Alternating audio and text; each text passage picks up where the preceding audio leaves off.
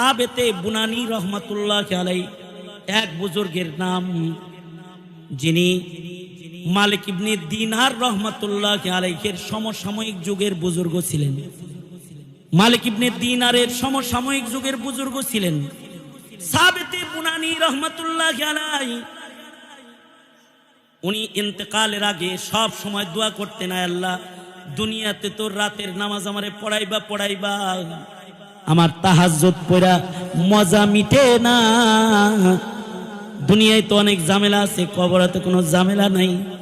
আল্লাহ আমার নফল নামাজের মজাটা মিটানোর জন্য তুমি কবর জগতে আমার সুযোগ দিও।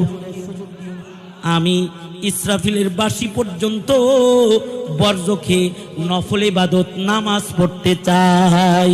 আল্লাহু আকবার, জোরে করে বলেন।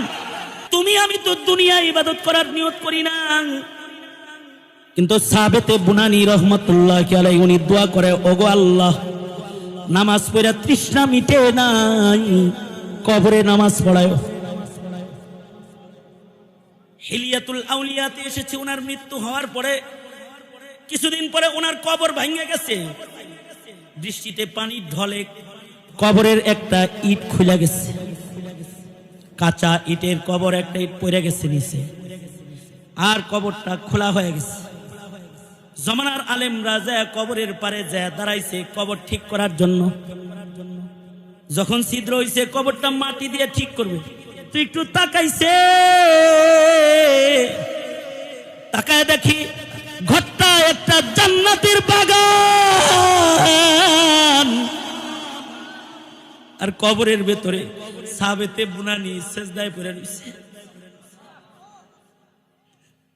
कदम सूये मरकद नजर सूये दुनिया, कदम सूये मरकद नजर सूये दुनिया,